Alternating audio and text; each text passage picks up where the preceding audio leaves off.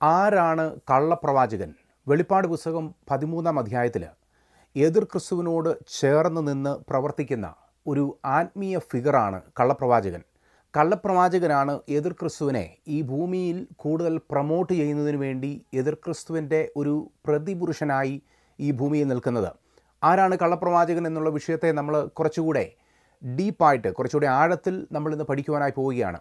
മത്തായിയുടെ സുവിശേഷത്തിൽ നമ്മുടെ കർത്താവായ യേശു ക്രിസ്തു ഇതിനെക്കുറിച്ചൊരു വാണിംഗ് നൽകിയിരുന്നു. മത്തായിയുടെ സുവിശേഷം 24-ാം അധ്യായം അതിൻ്റെ 24-ാമത്തെ വാക്യത്തിലാണ് യേശു കർത്താവ് ഇങ്ങനെ പറഞ്ഞത്: കള്ളക്രിസ്തുക്കളും കള്ളപ്രവാചകന്മാരും എഴുന്നേൽക്കുകയും കഴിയുമെങ്കിൽ വൃതന്മാരെയും തെറ്റിച്ച് കളയുന്നതിന് വേണ്ടി അത്ഭുതങ്ങളും അടയാളങ്ങളും കാണിക്കുമെന്നാണ് കർത്താവ് നമ്മളോട് അവിടെ ഒരു മുന്നറിയിപ്പ് എന്നുള്ള രീതിയിൽ പറഞ്ഞത്.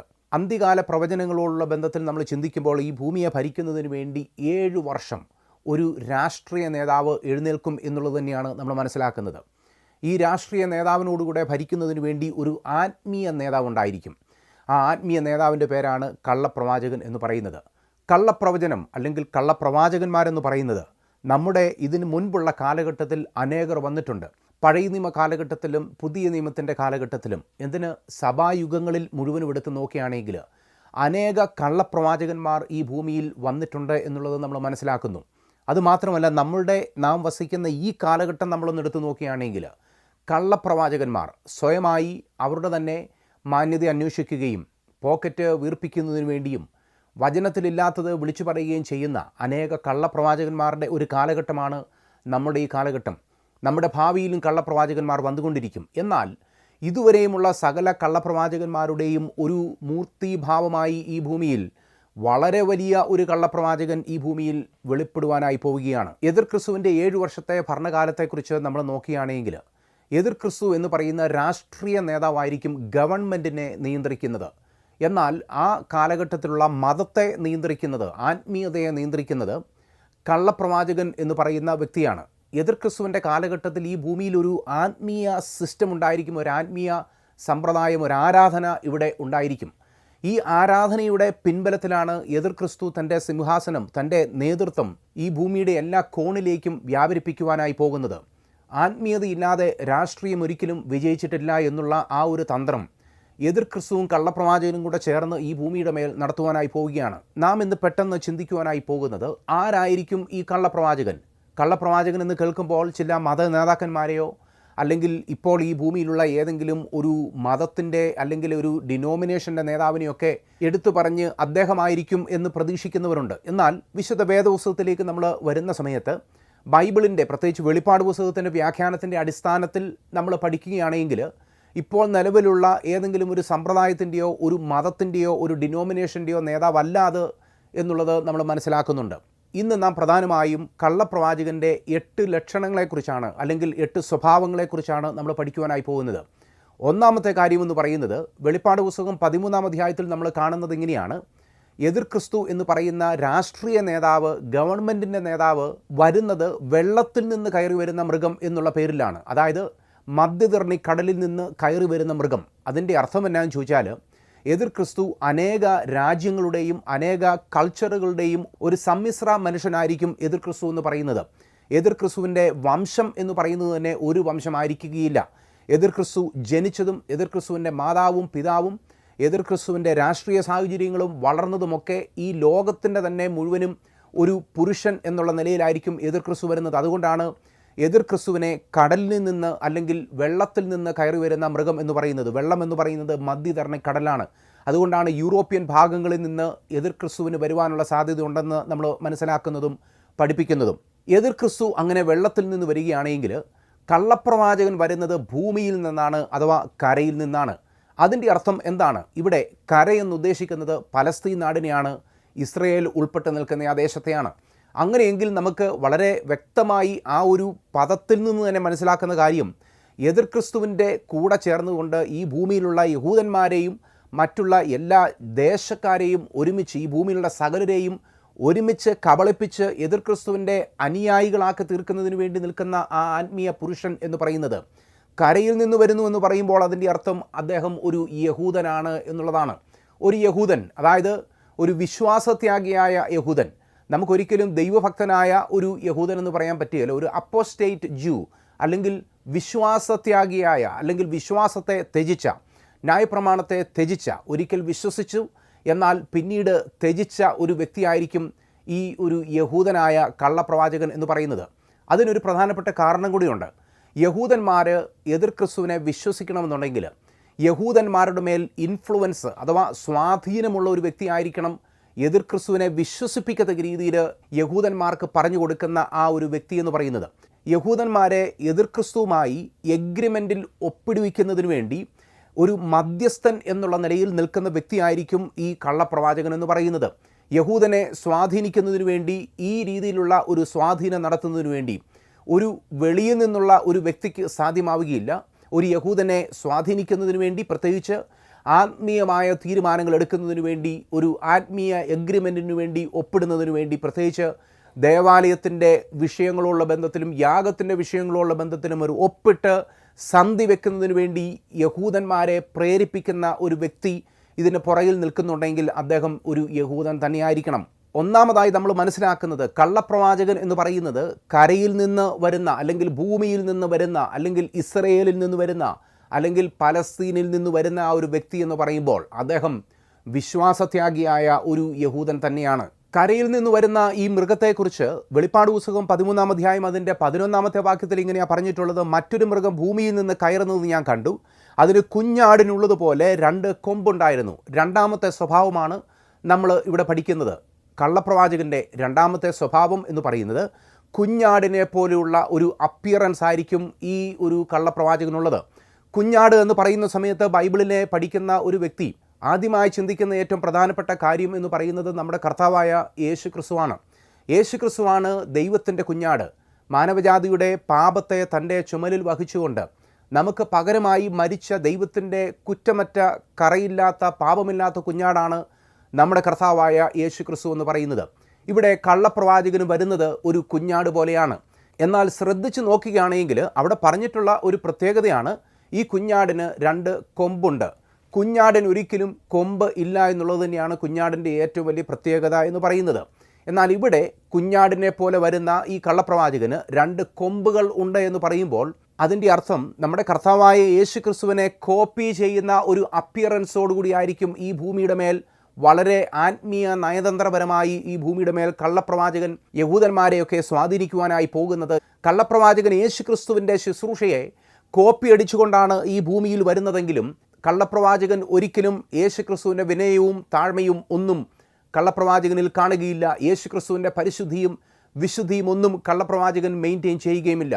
കള്ളപ്രവാചകൻ കൊമ്പുകളുള്ള കുഞ്ഞാടായി ഈ ഭൂമിയുടെ മേൽ വരികയാണ്. നമ്മുടെ കർത്താവായ യേശു ക്രിസ്തു മത്തായിയുടെ സുവിശേഷം 7-ാം അധ്യായം അതിൻ്റെ 15-ാമത്തെ വാക്യത്തിൽ പറഞ്ഞിട്ടുള്ളത് ഇങ്ങനെയാണ്: നിങ്ങളുടെ ഇടയിൽ ആട്ടിൻ തോല് അണിഞ്ഞ ചെന്നായ്ക്കൾ വരുമെന്നുള്ളത് സൂക്ഷിച്ചുകൊള്ളുക എന്നുള്ള ഒരു മുന്നറിയിപ്പോടുകൂടെ പറഞ്ഞിട്ടുണ്ട്. അതായത് ആടിൻ്റെ തോല് ധരിച്ചുകൊണ്ടാണ് അവർ വരുന്നത്, എങ്കിലും അവരുടെ ഉള്ളിൽ അവർ ചെന്നായ്ക്കളാണ്. അതേ രൂപഭാവ വ്യത്യാസമാണ് നമുക്കിവിടെ കള്ളപ്രവാചകൻ്റെ ഈ ഒരു അപ്പിയറൻസിലൂടെ നമ്മൾ മനസ്സിലാക്കുന്നത്. അതേ കള്ളപ്രവാചകൻ വരുന്നത് കുഞ്ഞാടിൻ്റെ രൂപം ധരിച്ചുകൊണ്ടാണ്, എങ്കിലും 2 കൊമ്പുകളുള്ള ഒരു ഫിഗറായിട്ടായിരിക്കും കള്ളപ്രവാചകൻ ഈ ഭൂമിയുടെ മേൽ വരുന്നത്.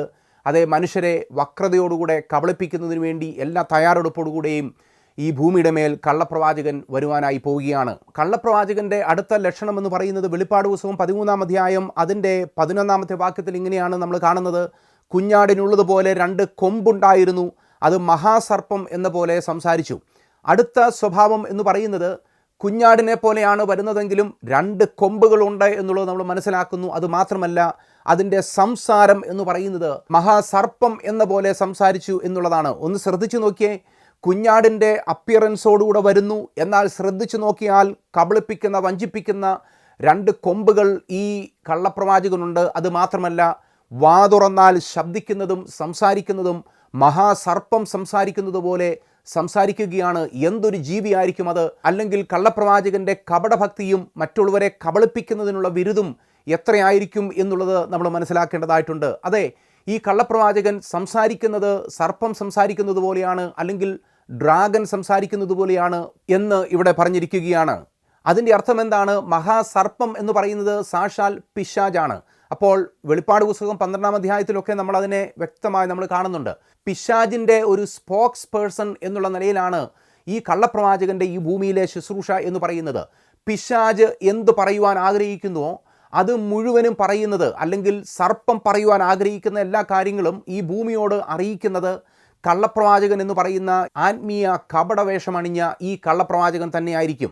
യഥാർത്ഥമായും എതിർ ക്രിസ്തുവിൻ്റെ ഈ ഭരണകാലഘട്ടത്തിൽ ഏറ്റവും കൂടുതൽ സംസാരിക്കുന്നതും മറ്റുള്ളവരെ കയ്യിലെടുക്കുന്നതും മറ്റുള്ളവരെ ആത്മീയമായി കാര്യങ്ങൾ പറഞ്ഞ് മനസ്സിലാക്കി എതിർ ക്രിസ്തുവിനോടും മഹാസർപ്പമായ പിശാചിനോടും അടുപ്പിക്കുന്നത്, ആ ഒരു ശുശ്രൂഷ ചെയ്തെടുക്കുന്നത്, അല്ലെങ്കിൽ ആ ഒരു ദൗത്യം ചെയ്തെടുക്കുന്നത് കള്ളപ്രവാചകൻ എന്ന് പറയുന്ന ഈ ആത്മീയ കപടവേഷം ധരിച്ച ഈ ഒരു വ്യക്തി തന്നെയാണ്.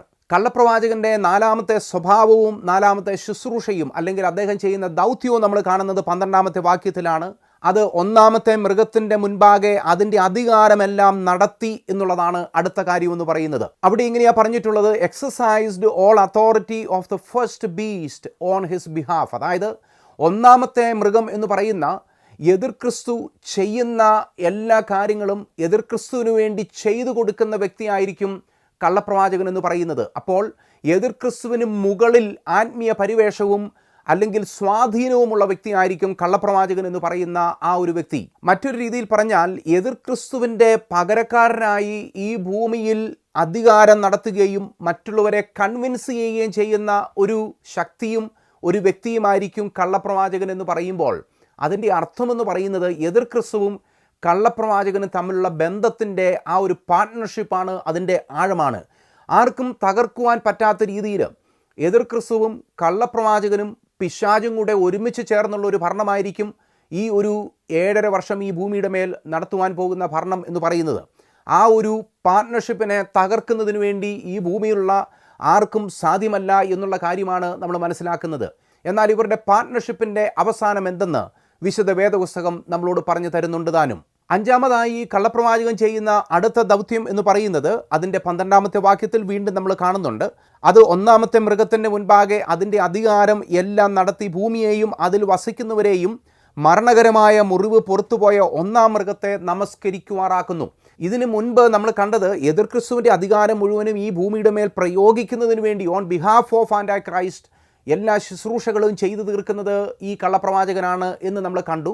എന്നാൽ അതിനുശേഷം നമ്മൾ ഇങ്ങനെയാണ് കാണുന്നത്, ഈ ആദ്യത്തെ മൃഗത്തെ നമസ്കരിക്കുമാറാക്കുന്ന ആ ഒരു ദൗത്യവും ഏറ്റെടുത്തിരിക്കുന്നത് കള്ളപ്രവാചകൻ എന്ന് പറയുന്ന ആ ഒരു വ്യക്തിയായിരിക്കും. അതിൻ്റെ അർത്ഥം എന്നാന്ന് ചോദിച്ചാൽ എതിർ ക്രിസ്തുവിൻ്റെ ഹൈ പ്രീസ്റ്റ് ആയിരിക്കും കള്ളപ്രവാചകൻ. എതിർ ക്രിസ്തു ഈ ഭൂമിയിൽ ചെയ്യുവാൻ ആഗ്രഹിക്കുന്ന എല്ലാ കാര്യങ്ങളും ആത്മീയമായിട്ടുള്ള ആ ഒരു ആരാധന ഉൾപ്പെടെയുള്ള കാര്യങ്ങൾ എതിർ ക്രിസ്തുവിന് സമ്മാനം നൽകുന്നതിന് വേണ്ടി എതിർ ക്രിസ്തുവിൻ്റെ മഹാപുരോഹിതനായി ഈ ഭൂമിയിൽ പ്രവർത്തിക്കുന്ന വ്യക്തിയായിരിക്കും കള്ളപ്രവാചകൻ എന്ന് പറയുന്നത്. കള്ളപ്രവാചകൻ്റെ 6-ാമത്തെ ലക്ഷണം എന്ന് പറയുന്നത് കള്ളപ്രവാചകൻ ഈ ഭൂമിയിൽ ചെയ്യുന്ന അത്ഭുതങ്ങളും അടയാളങ്ങളുമാണ്. 13-ാമത്തെ വാക്യത്തിൽ ഇങ്ങനെയാണ് കാണുന്നത്, അത് മനുഷ്യർ കാണെ ആകാശത്ത് നിന്ന് ഭൂമിയിലേക്ക് തീ ഇറങ്ങുമാറ് വലിയ അടയാളങ്ങൾ പ്രവർത്തിക്കുകയും ചെയ്തു എന്നവിടെ നമ്മൾ കാണുന്നുണ്ട്. കള്ളപ്രവാചകൻ്റെ അടുത്ത ലക്ഷണം എന്ന് പറയുന്നത് ഈ ഭൂമിയിൽ അത്ഭുതങ്ങളും അടയാളങ്ങളും ചെയ്യുകയാണ്. സ്വർഗത്തിൽ നിന്ന് ഭൂമിയിൽ തീ ഇറക്കുക എന്നൊക്കെ പറയുമ്പോൾ അത് പഴയ നിയമത്തിലെ ഏലിയ പ്രവാചകൻ ചെയ്ത ശുശ്രൂഷകളൊക്കെയാണ്. പഴയ നിയമത്തിലെ ദൈവത്തിൻ്റെ ശ്രേഷ്ഠ വിശുദ്ധ പ്രവാചകന്മാർ ചെയ്ത, പുരോഹിതന്മാർ ചെയ്ത ശുശ്രൂഷകളെ പരിപൂർണമായും ഒന്നുകൂടെ ഈ ഭൂമിയുടെ മേൽ ചെയ്യുന്നതിന് വേണ്ടി, പ്രത്യേകിച്ച് യഹൂദന്മാരുടെ കണ്ണ് ഇരുട്ടാക്കുന്നതിന് വേണ്ടി, ചെയ്യുന്നതിന് വേണ്ടി, ഒന്നുകൂടി ആവർത്തിക്കുന്നതിന് വേണ്ടി കള്ളപ്രവാചകൻ പഴയ നിയമത്തിലെ ശുശ്രൂഷകളെ ആവർത്തിക്കുന്നു, കോപ്പിയടിക്കുന്നു എന്നുള്ളതാണ് നമ്മൾ മനസ്സിലാക്കുന്ന കാര്യം. അങ്ങനെ അത്ഭുതങ്ങൾ പ്രവർത്തിക്കുന്ന ഈ കള്ളപ്രവാചകൻ എന്ന് പറയുന്നത് ഈ ഭൂമിയിൽ ഇതുവരെയും ജീവിച്ചിരുന്ന എല്ലാ ശുദ്രക്കാരെയും ആഭിചാരം ചെയ്യുന്നവരെയും മന്ത്രവാദികളെയും എല്ലാവരെയും നമ്മൾ എടുത്ത് ഒരു ശരീരത്തിൽ വെച്ചാൽ എത്ര ശക്തി ഉണ്ടാകും, അത്രയും ശക്തിയോടുകൂടി ആയിരിക്കും കള്ളപ്രവാചകൻ ഈ ഭൂമിയുടെ മേൽ എതിർ ക്രിസ്തുവിനോടുകൂടെ ചേർന്ന് തൻ്റെ ദൗത്യങ്ങൾ ചെയ്യുവാനായി പോകുന്നത്, പ്രത്യേകിച്ച് യഹൂദന്മാരെ കബളിപ്പിക്കുവാനായി പോകുന്നത്. കള്ളപ്രവാചകൻ ചെയ്യുവാൻ പോകുന്ന അടുത്ത പ്രധാനപ്പെട്ട കാര്യം എന്ന് പറയുന്നത് എതിർ ക്രിസ്തുവിൻ്റെ ഒരു പ്രതിമയെ താൻ ഉയർത്തും എന്നുള്ളതാണ്. അത് 14-ാമത്തെ വാക്യത്തിൽ നമ്മളതിവിടെ കാണുന്നുണ്ട്. മൃഗത്തിൻ്റെ മുൻപിൽ പ്രവർത്തിപ്പാൻ തനിക്ക് ബലം കിട്ടിയ അടയാളങ്ങളെ കൊണ്ട് ഭൂവാസികളെ തെറ്റിക്കുകയും വാളാൽ മുറിവേറ്റിട്ടും ജീവിച്ച മൃഗത്തിന് പ്രതിമ ഉണ്ടാക്കുവാൻ ഭൂവാസികളോട് പറയുകയും ചെയ്യും. കള്ളപ്രവാചകൻ്റെ അടുത്ത ദൗത്യം എന്ന് പറയുന്നത് എതിർ ക്രിസ്തുവിൻ്റെ ഒരു പ്രതിമയെ ഈ ഭൂമിയുടെ മേൽ ഉയർത്തുക എന്നുള്ളതാണ്. സംസാരിക്കുന്ന പ്രതിമ. ഈ സംസാരിക്കുന്ന പ്രതിമയെ നമസ്കരിക്കുന്നതിന് വേണ്ടി ഈ ഭൂമിയിലുള്ള സകലരെയും ഒരുമിച്ച് കൂട്ടിച്ചേർക്കുവാനുള്ള ആത്മീയ ശക്തിയുള്ള ഒരു വ്യക്തിയായിരിക്കും, അല്ലെങ്കിൽ വശീകരണ ശക്തിയുള്ള ഒരു വ്യക്തിയായിരിക്കും കള്ളപ്രവാചകൻ എന്ന് പറയുന്ന ഈ ഒരു ആത്മീയ നേതാവ്. പണ്ട് പഴയ നിയമത്തിൽ ദാനിയേലിൻ്റെയൊക്കെ സമയത്ത് നെബൂഖദ്നേസറിൻ്റെ ഒരു പ്രതിമ ഉയർന്നതുപോലുള്ള ഒരു പ്രതിമ, ഈ ഭൂമിയിലുള്ള എല്ലാവർക്കും വന്ന് നമസ്കരിക്കുവാനുള്ള സൗകര്യമുണ്ടാക്കുന്ന ഒരു പ്രതിമ ഈ ഭൂമിയിൽ, എതിർ ക്രിസ്തുവിൻ്റെ പ്രതിമ ഈ ഭൂമിയിൽ ഉയരും എന്നുള്ളത് തന്നെയാണ് നമ്മൾ മനസ്സിലാക്കുന്നത്. എന്നാൽ ആ പ്രതിമ ഉയർത്തുന്നതിന് വേണ്ടി മുന്നിട്ടിറങ്ങി നിൽക്കുന്ന വ്യക്തി എന്ന് പറയുന്നത് കള്ളപ്രവാചകൻ തന്നെയാണ്. കള്ളപ്രവാചകൻ്റെ അടുത്ത ദൗത്യം എന്ന് പറയുന്നത് വെളിപ്പാട് പുസ്തകം 13-ാം അധ്യായം അതിൻ്റെ 15-ഉം 16-ഉം വാക്യങ്ങളിൽ നമ്മളിങ്ങനെയാണ് കാണുന്നത്. മൃഗത്തിൻ്റെ പ്രതിമ സംസാരിക്കേണ്ടതിനും മൃഗത്തിൻ്റെ പ്രതിമയെ നമസ്കരിക്കാത്തവരെ ഒക്കെയും കൊല്ലിക്കേണ്ടതിനും മൃഗത്തിൻ്റെ പ്രതിമയ്ക്ക് ആത്മാവിനെ കൊടുക്കുവാൻ കള്ളപ്രവാചകൻ ആകുന്ന രണ്ടാമത്തെ മൃഗത്തിന് ബലം ലഭിച്ചു എന്നുള്ളത് നമ്മൾ മനസ്സിലാക്കുന്നുണ്ട്. അതിനുശേഷം നമ്മൾ കാണുന്ന വാക്യം ഇങ്ങനെയാണ്: അത് ചെറിയവരും വലിയവരും സമ്പന്നന്മാരും ദരിദ്രന്മാരും സ്വതന്ത്രന്മാരും ദാസന്മാരുമായ എല്ലാവർക്കും വലങ്കൈമേലോ നെറ്റിമേലോ മുദ്ര കിട്ടുമാറും ഉള്ളതാകുന്നു. നമ്മൾ ഇങ്ങനെയാണ് അവിടെ മനസ്സിലാക്കുന്നത്. 666 എന്ന് പറയുന്ന ഒരു സംഖ്യ, ആ സംഖ്യ എതിർ ക്രിസ്തുവിൻ്റെ സംഖ്യയാണ്. ആ സംഖ്യ ഈ ഭൂമിയുടെ മേൽ വെളിപ്പെടുവാനായി പോവുകയാണ്. എന്നാൽ ആ സംഖ്യയിലൂടെ ഈ ഭൂമിയിലുള്ള എല്ലാ ക്രയവിക്രയങ്ങളെ നിയന്ത്രിക്കുന്നതിന് വേണ്ടിയുള്ള ആ പ്രോഗ്രാമിനെ പരിപൂർണമായും നിയന്ത്രിക്കുന്നതും എതിർ ക്രിസ്തുവിന് പകരക്കാരനായി നിന്നുകൊണ്ട് ആ കാര്യങ്ങളെല്ലാം ചെയ്യുന്നതും കള്ളപ്രവാചകൻ എന്ന് പറയുന്ന ഈ ഒരു വ്യക്തി ആയിരിക്കുമെന്നാണ് വെളിപ്പാട് പുസ്തകം നമ്മളോട് പറയുന്നത്. അതിൻ്റെ അർത്ഥം എന്താണ്? ഒരുപക്ഷേ എതിർ ക്രിസ്തുവിനെ പോലെ തന്നെ, എതിർ ക്രിസ്തുവിനേക്കാളും ചില സമയങ്ങളിൽ എതിർ ക്രിസ്തുവിന് മുകളിൽ തൻ്റെ സംസാരത്തിലും തൻ്റെ വശീകരണത്തിലും തൻ്റെ അമാനുഷികമായ അത്ഭുത സിദ്ധികളിലൂടെയും ഈ ഭൂമിയെ കബളിപ്പിക്കുന്നതിന് വേണ്ടി നിൽക്കുന്ന ഒരു വ്യക്തിയായിരിക്കും കള്ളപ്രവാചകൻ എന്നുള്ളത് നമ്മൾ മനസ്സിലാക്കുന്നുണ്ട്. എതിർ ക്രിസ്തുവിൻ്റെ നിഴല് പറ്റി നിൽക്കുന്ന ഒരു വ്യക്തിയേക്കാൾ ഉപരിയായി എതിർ ക്രിസ്തുവിന് മുകളിൽ, എതിർ ക്രിസ്തുവിനൊപ്പം നിൽക്കുന്ന ഒരു ആത്മീയ വ്യക്തിയായി നമ്മൾ കള്ളപ്രവാചകനെ കാണുന്നുണ്ട്. അങ്ങനെയെങ്കിൽ കള്ളപ്രവാചകൻ എന്ന് പറയുന്ന ആ ഒരു ഈവിൾ പവറും എതിർ ക്രിസ്തുവിനൊപ്പം തന്നെ വെളിപ്പാട് പുസ്തകത്തിൽ നമ്മൾ പഠിക്കുകയും ഡിസ്കസ് ചെയ്യുകയും ചെയ്യേണ്ട ഒരു ക്യാരക്ടർ തന്നെയാണ് എന്നുള്ളത് നമ്മൾ മനസ്സിലാക്കുന്നു. 666 എന്നുള്ള സംഖ്യയെക്കുറിച്ച് നമ്മൾ പഠിക്കുമ്പോൾ 6 എന്നുള്ള സംഖ്യ തന്നെ ദൈവത്തിൻ്റെ സംഖ്യയായ 7 നിന്ന് 1 കുറവുള്ളതാണ്. 6-ാമത്തെ ദിവസമാണ് മനുഷ്യനെ ദൈവം നിർമ്മിച്ചതും. അങ്ങനെ നമ്മൾ മനസ്സിലാക്കുന്ന സമയത്ത് അത് മനുഷ്യൻ്റെ സംഖ്യയാണ്, ദൈവത്തിൻ്റെ സംഖ്യയല്ല. നമ്മളുടെ ഈ ഭൂമിയിലുള്ള എല്ലാ ടെക്നോളജിയും കണ്ടുപിടുത്തങ്ങളും അതിൻ്റെയൊക്കെ ഏറ്റവും അഡ്വാൻസ്ഡ് ആയിട്ടുള്ള ക്ലൈമാക്സ് പ്രൊഡക്റ്റ് എന്ന് പറയുന്നത് 666 എന്ന് പറയുന്ന ആ ഒരു മുദ്ര തന്നെയായിരിക്കും. ആ മുദ്ര വരുന്നതോടുകൂടെ ഈ ഭൂമിയിലെ സകല കണ്ടുപിടുത്തങ്ങളുടെയും വലിയ കണ്ടുപിടുത്തമായി, അതിനപ്പുറത്തൊന്നുമില്ല എന്നുള്ള നിലയിൽ ഈ ഭൂമിയെയും ഭൂമിയിലുള്ള സകല ജനത്തെയും ടേക്ക് ഓവർ ചെയ്യുവാൻ പോകുന്ന ഒരു കണ്ടുപിടുത്തമായിരിക്കും 666 എന്ന് പറയുന്നത്. എന്നാൽ ഈ 666 എന്ന് പറയുന്ന കണ്ടുപിടുത്തത്തെ ഈ ഭൂമിയുടെ മേൽ അതിനെ എക്സിക്യൂട്ട് ചെയ്യുന്നതിന് വേണ്ടി എതിർ ക്രിസ്തുവിനൊപ്പം നിൽക്കുന്ന വ്യക്തിയായിരിക്കും കള്ളപ്രവാചകൻ എന്ന് പറയുന്നത്. നമ്മൾ മനസ്സിലാക്കുന്നത് ഇങ്ങനെയാണ്: കള്ളപ്രവാചകനില്ലാതെ എതിർ ക്രിസ്തുവിന് ഈ ഭൂമിയിൽ തൻ്റെ ഭരണം ചെയ്യുവാൻ സാധ്യമാവുകയില്ല. കള്ളപ്രവാചകനും എതിർ ക്രിസ്തുവും കൂടെ ഒരുമിച്ച് ചേർന്നായിരിക്കും ഈ ഭൂമിയുടെ മേൽ ആധിപത്യം സ്ഥാപിക്കുവാനായി പോകുന്നത്. ആത്മീയ പരിവേഷം മാത്രമല്ല കള്ളപ്രവാചകനുള്ളത്.